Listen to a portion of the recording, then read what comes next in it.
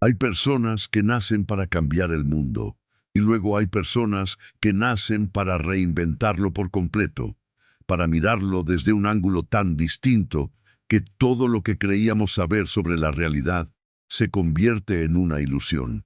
Salvador Dalí fue exactamente eso, un hombre que no parecía pertenecer a ninguna época conocida, cuya mente funcionaba de una manera que ni los científicos, ni los filósofos, ni los psicólogos lograron jamás comprender del todo. Nació el 11 de mayo de 1904 en Figueres, una pequeña ciudad de Cataluña, en el noreste de España.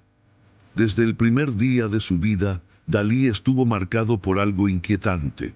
9 meses antes de su nacimiento, su hermano mayor, también llamado Salvador, había muerto con apenas 2 años. Sus padres, destrozados por el dolor, volcaron toda su esperanza y su amor sobre este nuevo bebé. Le dieron el mismo nombre. Le dijeron, desde niño, que era la reencarnación de su hermano muerto. ¿Pueden imaginarse crecer con ese peso? Que desde que tienes memoria te repitan que eres alguien que ya murió, que tu existencia es un regalo de la muerte, que llevas dentro de ti a un fantasma.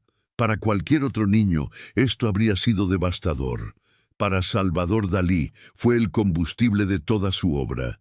La infancia de Dalí fue, por decirlo de alguna manera, absolutamente aterradora para todos los que lo rodeaban y absolutamente fascinante para él mismo. Desde muy pequeño, Salvador mostró una imaginación desbordante que rayaba en lo perturbador. Tenía miedos irracionales e intensísimos. Le aterrizaban los saltamontes hasta el punto del pánico total.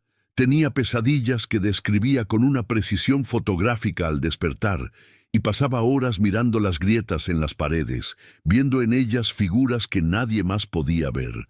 Su padre, Salvador Dalí Cusí, era un notario serio, estricto, respetado en la sociedad de Figueres. Era un hombre racional, de leyes, de orden. Su hijo, en cambio, era todo lo contrario: caos puro, emoción desbordante, fantasía sin límites. La relación entre ambos fue siempre una batalla de dos mundos que nunca lograron entenderse del todo. Su madre, Felipa Domènech, era la dulzura que equilibraba ese hogar. Ella entendía a su hijo, lo miraba con ternura y veía en su extrañeza no una maldición, sino un don extraordinario. Cuando Dalí tenía apenas 16 años, su madre murió de cáncer.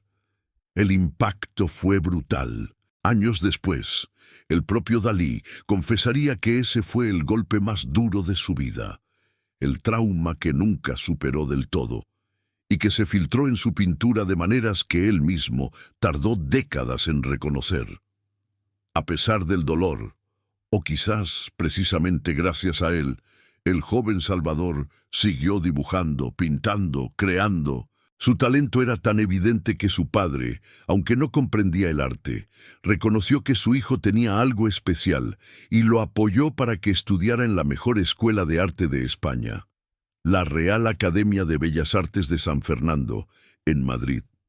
Cuando Dalí llegó a Madrid en 1922, con 18 años, entró a la residencia de estudiantes, un lugar que en aquella época era el centro intelectual más vibrante de España. Allí vivían y se reunían poetas, artistas, científicos, filósofos. Era el lugar donde el futuro de la cultura española se estaba escribiendo. Y fue allí donde Salvador Dalí conoció a las dos personas que cambiarían su vida para siempre. La primera fue Federico García Lorca, el poeta granadino de mirada profunda y palabras que parecían música. Entre Dalí y Lorca nació una de las amistades más intensas, complejas y apasionadas de la historia de la cultura española. Se admiraban mutuamente con una intensidad que a veces parecía amor, a veces obsesión, a veces rivalidad. Lorca escribió poemas inspirados en Dalí. Dalí pintó cuadros pensando en Lorca. Su conexión era casi sobrenatural. La segunda persona fue Luis Buñuel, el cineasta aragonés que compartía con Dalí una fascinación por lo irracional, por los sueños, por todo lo que la mente humana escondía debajo de la superficie civilizada. Juntos, Dalí y Buñuel crearían más adelante una de las obras más revolucionarias de la historia del cine. Pero antes de eso, Dalí tuvo que sobrevivir la academia, y su relación con ella fue complicada. Era el mejor estudiante técnicamente, todos lo reconocían, pero también era el más rebelde, el más impredecible. En 1923 fue suspendido temporalmente por su comportamiento disruptivo. En 1926, cuando ya estaba en el último año de sus estudios, hizo algo que escandalizó a toda la institución. En su examen final, ante el tribunal de profesores que debía evaluarlo, se negó a responder las preguntas. Su argumento fue que ninguno de los profesores presentes tenía suficiente inteligencia ni conocimiento para juzgar su obra. Lo expulsaron definitivamente. La mayoría de los jóvenes habrían quedado destrozados. Dalí lo consideró el mayor cumplido de su vida. Con la academia atrás, Dalí puso su mirada en París. En aquellos años, la capital francesa era el centro del mundo artístico, y en ella florecía un movimiento que Dalí había seguido con fascinación creciente: el surrealismo.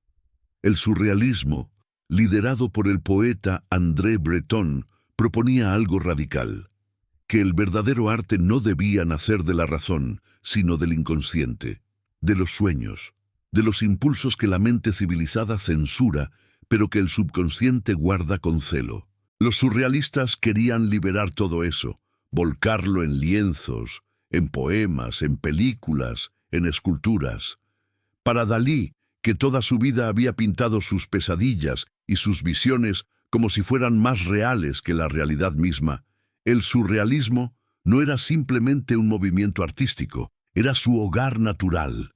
En 1929, junto a su amigo Buñuel, Dalí creó el cortometraje Un perro andaluz. La película comenzaba con una imagen que se convirtió en una de las más impactantes de la historia del cine: un ojo humano siendo cortado por una cuchilla de afeitar. Sin narrativa convencional, sin lógica racional, la película funcionaba como un sueño filmado. París quedó horrorizado y fascinado al mismo tiempo. Dalí y Buñuel se convirtieron de la noche a la mañana en los artistas más provocadores del momento. Ese mismo año, 1929, ocurrió el otro gran acontecimiento de su vida. Conoció a Gala. Elena Diakonova, conocida para siempre como Gala, era una mujer rusa 10 años mayor que Dalí. Cuando se conocieron, ella estaba casada con el poeta Paul Eluard, uno de los miembros más destacados del movimiento surrealista. Pero desde el momento en que Dalí la vio, supo que todo en su vida iba a cambiar. Gala era inteligente, ambiciosa, magnética. Tenía esa capacidad extraña de ver el genio en las personas antes de que el mundo lo reconociera. Había estado con Eluard y lo había acompañado en su ascenso. Ahora veía en este joven catalán excéntrico, nervioso, lleno de tics y miedos y talento desbordante, algo que valía más que todo lo que había conocido hasta entonces. El enamoramiento de Dalí fue absoluto y casi cómico en su intensidad. Años después, él mismo confesó que cuando Gala estaba cerca, no podía parar de reír de manera histérica. Una risa nerviosa, incontrolable, que lo tomaba por asalto, y que Gala interpretó correctamente como la señal de que este hombre la amaba de una manera que ningún otro hombre la había amado jamás. Gala dejó a Eluard, se fue con Dalí, y desde ese momento, durante más de 50 años, hasta la muerte de ella en 1982, Gala no fue solo la esposa, la amante, la compañera de Dalí. Fue su musa, su agente, su manager, su escudo contra el mundo, su ancla a la realidad cuando su mente amenazaba con perderse demasiado lejos en sus visiones. Dalí pintó a Gala cientos de veces. Le dedicó obras maestras, compró para ella un castillo en Púbol, en Cataluña, y le prometió que nunca entraría sin su permiso escrito. La adoraba con una devoción que rozaba lo religioso. Cuando ella murió, en 1982, Dalí se rompió por dentro de una manera de la que nunca se recuperó. Durante las décadas de 1930 y 1940, Dalí produjo las obras que lo inmortalizaron. La más famosa de todas ellas, la que se convirtió en uno de los cuadros más reconocibles en la historia del arte mundial, fue La persistencia de la memoria, pintada en 1931. En ella, relojes blandos se derriten sobre paisajes áridos, sobre ramas secas, sobre una figura extraña que podría ser un rostro o podría ser otra cosa. El mensaje era simple y devastador. El tiempo no es lo que creemos que es. El tiempo se dobla, se derrite, pierde su forma rígida cuando entra en contacto con la memoria y los sueños. Dalí dijo que la idea le llegó mientras miraba un queso camembert que se derretía en su cocina, que de repente vio los relojes, que pintó el cuadro en 2 horas. Si eso es verdad o no, nadie lo sabe con certeza. Lo que sí sabemos es que ese cuadro, tan pequeño físicamente, apenas 24 por 33 centímetros, se convirtió en una de las imágenes más reproducidas, más estudiadas, más reconocidas del arte del siglo XX. Pero Dalí no fue solo ese cuadro. Fue también El gran masturbador, una exploración brutal de sus propios miedos sexuales. Fue La tentación de San Antonio, llena de elefantes con patas de araña que caminan sobre un desierto surrealista. Fue El Cristo de San Juan de la Cruz, donde Jesús en la cruz es visto desde arriba, desde el punto de vista de Dios, en una composición que dejó sin palabras a críticos y creyentes por igual. Fue, en definitiva, un artista que nunca repitió una idea, que nunca se quedó quieto, que nunca dejó de sorprender. Pero Dalí no fue solo pintor. Fue también, con una conciencia y una inteligencia que muchos subestimaron, su propio personaje. El bigote, ese bigote finísimo, con las puntas perfectamente curvadas hacia arriba, se convirtió en su firma personal. Lo cuidaba con una obsesión casi cómica. Decía que era su antena receptora del universo, las declaraciones imposibles. La diferencia entre un loco y yo es que yo no estoy loco, dijo en una ocasión. Cada mañana al despertar experimento un placer supremo, el de ser Salvador Dalí. Nadie sabía nunca si hablaba en serio o en broma. La respuesta, probablemente, era siempre las 2 cosas al mismo tiempo. El ocelote. Dalí viajaba por el mundo acompañado de Babú, su ocelote domesticado, un felino salvaje que paseaba con él por hoteles de lujo, restaurantes exclusivos, galas de arte. La gente huía despavorida. Dalí sonreía con satisfacción. El Teatro Museo de Figueres, que él mismo diseñó y construyó en su ciudad natal y que inauguró en 1974. Un edificio coronado por una enorme cúpula geodésica, lleno hasta los topes de obras, instalaciones, trampas visuales y sorpresas. No un museo convencional, sino una obra de arte total, un laberinto donde el visitante nunca sabía qué era real y qué era ilusión. Cuando Gala murió en 1982, Dalí se retiró al castillo de Púbol, el castillo que él mismo le había comprado a ella. Dejó de pintar, dejó de hablar con casi todo el mundo. Se sumió en una depresión profunda que sus médicos describieron como un duelo sin fondo. En 1984 ocurrió un incendio en el castillo, en circunstancias que nunca quedaron del todo claras. Algunos dijeron que fue un accidente. Otros insinuaron que Dalí, desesperado y sin voluntad de vivir, pudo haberlo provocado él mismo.